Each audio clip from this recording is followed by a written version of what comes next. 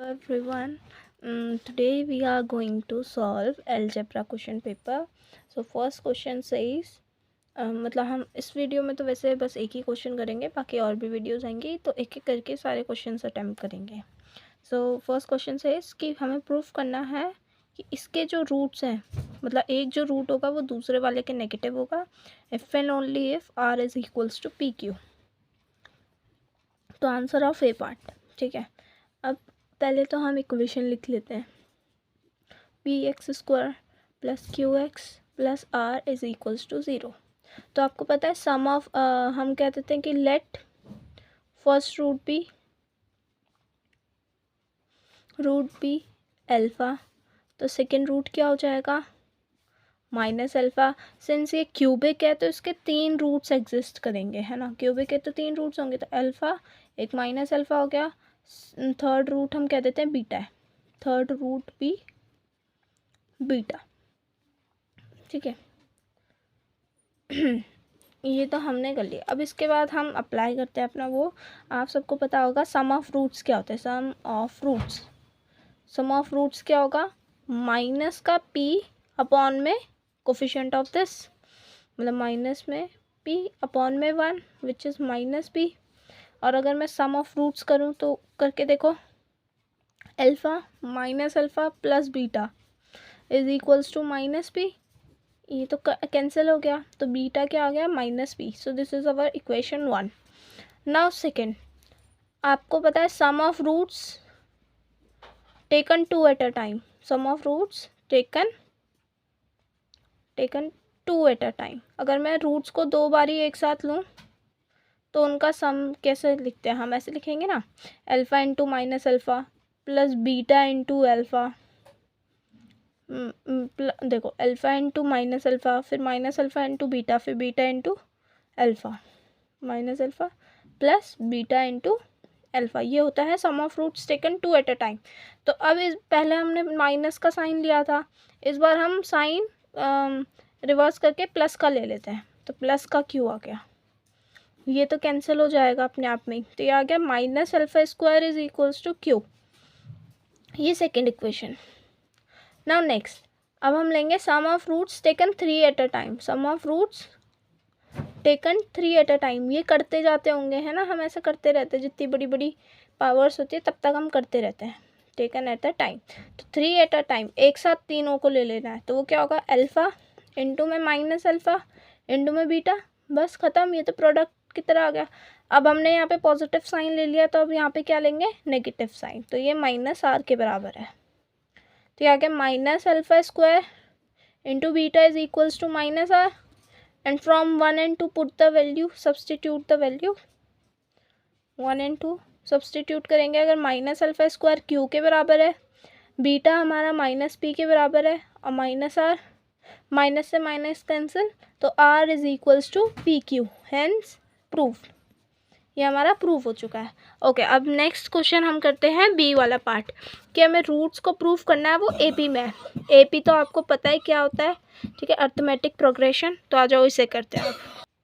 Okay, सो ये next वाली equation जो है वो ये रही, और हमें बोला हुआ है कि रूट्स जो हैं एपी में. ठीक है, तो हम क्या करते हैं, जब भी हमारे पास कोई इसके देखो 4 रूट्स आएंगे, तो जब भी आपने 10th क्लास में सीखा होगा कि जब भी 4 रूट्स मतलब 4 टर्म्स एपी में है, तो हम कुछ एपी की टर्म्स ऐसे डिनोट करते. तो let the roots be alpha equals to A minus 3d, beta equals to A minus D, gamma equals to A plus D, and delta is equals to A plus 3d. हम कुछ terms जो हैं इस type से denote करते हैं, क्योंकि आप देखो इसका फ़ायदा क्या होगा.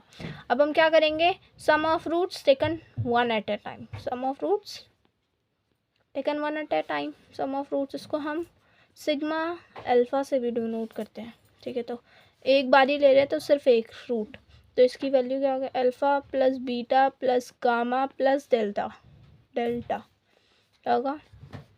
ए माइनस 3d प्लस ए माइनस डी प्लस ए प्लस डी प्लस ए प्लस 3d.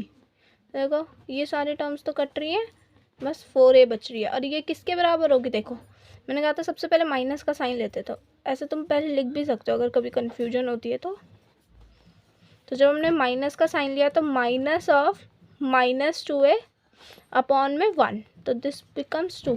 तो 4a की वैल्यू मेरे पास आ गई 2, तो a की वैल्यू आ गई इससे हाफ। ठीक है, तो a की वैल्यू हमें मिल गई हाफ। अब हम लेंगे sum of roots taken 2 at a time. Of roots taken 2 at a time, 2 at a time. इसको हम ऐसे डिनोट करते सकते हैं sigma alpha beta.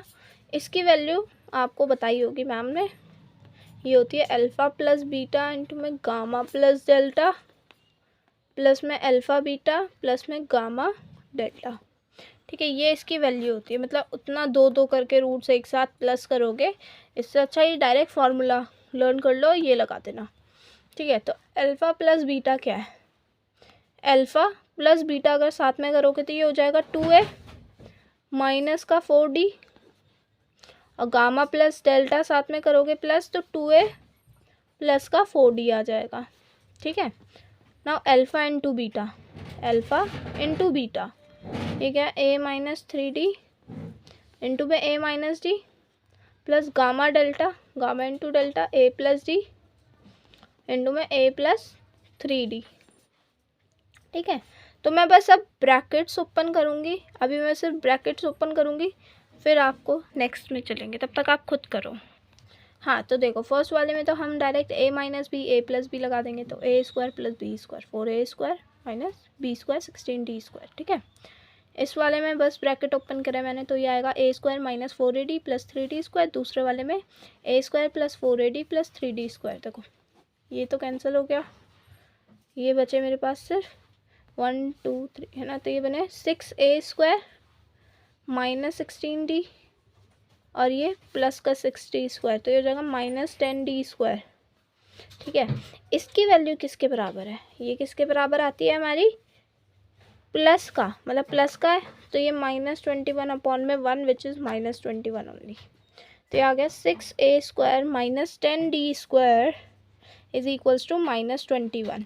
a square की वैल्यू पुट कर दो, हाफ है तो 6 इंटू में 1/4 minus 10d square is equals to -21, 3/2 minus 10d square. इतना तो कर ही लोगे सॉल्व, है ना, -3/2।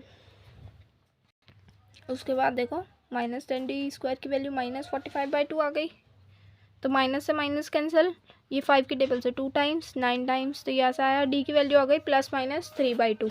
तो अब तुम रूट्स लिख सकते हो, a पर मान लो a हाफ है, a तो हाफ ही रहेगा, d की वैल्यू हम पॉजिटिव ले रहे हैं 3/2। तो हमारी जो टर्म्स आएंगी वो कैसे आएंगी, alpha is equals to a minus 3d। ठीक है, ये सारी लिख लो पहले। देखो जब a हाफ लिया d 3/2 लिया, तो देखो हमारे पास रूट्स कुछ इस टाइप के आ गए, है ना। अब हम a एक बार हाफ लेंगे और d क्या लेंगे हम -3/2। तो बस जब आप इसका लिख लोगे तो आपका आंसर फिनिश हो जाएगा। मैं लिख के दिखा देती हूँ बस। और अब जब a की वैल्यू हाफ और d की वैल्यू -3/2 ली, तो ये रहे रूट्स 5 2 -1 -4, तो ये सारे क्या हैं, AP में हैं। और इससे क्या आई -4 -1 2 एंड 5। ठीक है, तो क्वेश्चन सॉल्व हो गया। अब हम नेक्स्ट वाला करते हैं। रूट्स सेम ही हैं, दोनों से सेम ही आया है, बट वो ऊपर नीचे, जैसे AP ऐसे भी बन सकती है, इंक्रीजिंग डिक्रीजिंग भी बन सकते हैं, इसलिए बस रूट्स थोड़े ऐसे लिखे हुए हैं। बाकी रूट्स आपके आ गए जो कि AP में है। Okay, next question, integral roots हमें फाइंड करना है। ओके, सो नेक्स्ट क्वेश्चन ये वाला है, C पार्ट। अब ये क्वेश्चन हमें न्यूटन्स मेथड से सॉल्व करना है। तो न्यूटन्स मेथड से पहले हम इसकी अपर लिमिट निकालेंगे, रूट्स की लोअर लिमिट निकालेंगे, और जो ये कांस्टेंट पार्ट होता है ना इसका, इसके फैक्टर्स लिखेंगे। ठीक है, और ये भी निकालेंगे कितने नंबर ऑफ नेगेटिव रूट्स हैं और कितने नंबर ऑफ पॉजिटिव रूट्स हैं। तो एक एक करके हम सब निकालते हैं। सबसे पहले अपर लिमिट की बात करते हैं। अपर लिमिट होती है 1 + g अपॉन में a0। ठीक है, अब इसमें g क्या है, a0 क्या है, k क्या है, मैं सब बता देती हूँ। पहले 1 + g होता है जो इनमें सबसे बड़ा टर्म होता है, सबसे बड़ा न्यूमेरिकल वैल्यू, वो है 32। a0 मतलब ये, इसका कोफिशिएंट 1, अब इसके बाद k की वैल्यू है कि जो फर्स्ट नेगेटिव टर्म है, फर्स्ट नेगेटिव टर्म ये है, इसके आगे कितने टर्म्स है वो देखना होता है। अब देखो, अब हम डायरेक्टली 3 नहीं कह देंगे, क्यों नहीं कह सकते हम, ये x की पावर 7 है, x की पावर 6 मिसिंग है, तो हम लिख देंगे 0 टाइम्स x की पावर 6, फिर 5 4 3 की पावर मिसिंग है, तो 0 टाइम्स x की क्यूब भी लेंगे हम, ठीक है। तो ये इक्वेशन ऐसे टाइप आ जाएगी, x की पावर 7 प्लस 0.x की पावर 6 प्लस 2x की power 5 plus 4x4 plus 0 x cube minus 8x square minus 32। इससे इक्वेशन में तो कोई चेंज नहीं आया क्योंकि वो तो दोनों टर्म्स 0 है। तो अब इसके आगे कितनी टर्म्स है, 1 2 3 4 5 टर्म्स है, तो ये 5, तो 1 प्लस ये 5, इसका मतलब है 32 की पावर 1/5, ठीक है। तो ये लिखा हुआ है 1 प्लस 2 की पावर 5, 1/5, ये आ गया 1 प्लस 2 3। अपर लिमिट हमारी आ गई यहाँ से 3। एक और मेथड होता है अपर लिमिट निकालने का, वो क्या होता है, जो भी नेगेटिव टर्म है उसको लिख दो पहले, और फिर उसके आगे जो भी पॉजिटिव टर्म है उसको प्लस करके उससे डिवाइड कर दो। तो पॉजिटिव टर्म है 1 प्लस 2 प्लस 4, 1 प्लस 2 प्लस 4, इससे -8 से आगे 1 प्लस 2 प्लस 4, उससे भी आगे 1 प्लस 2 प्लस 4। तो जो इनमें से बड़ा होता है ना उसे लेते, तो ये वाला बड़ा है, इसको लेंगे हम। ये क्या है, 32/7, जिसका आंसर कुछ आएगा 4 पॉइंट समथिंग समथिंग, ठीक है, 4 पॉइंट समथिंग समथिंग आएगा। तो हमारी जो अपर लिमिट है, मतलब 4 पॉइंट समथिंग समथिंग आया, 4 पॉइंट समथिंग समथिंग, इसमें +1 कर दो तो 5 पॉइंट समथिंग समथिंग आएगा, ठीक है। तो यहाँ से अपर लिमिट 5 आई, पर ऊपर से क्या आ रही है हमारी 3, तो हम कौन सी वाली लेना पसंद करेंगे, हम 3 वाली लेना पसंद करेंगे, क्योंकि उससे ज़्यादा फ़ायदा है हमारा, जितना छोटा अपर लिमिट आएगा हमारा उतना ज़्यादा फ़ायदा होगा। तो हम 3 वाली लेंगे, और ये जो अपर लिमिट इससे आई है यही लोअर लिमिट इससे आ जाएगी 5 के से -5, ठीक है, ये अपर लिमिट आ गई।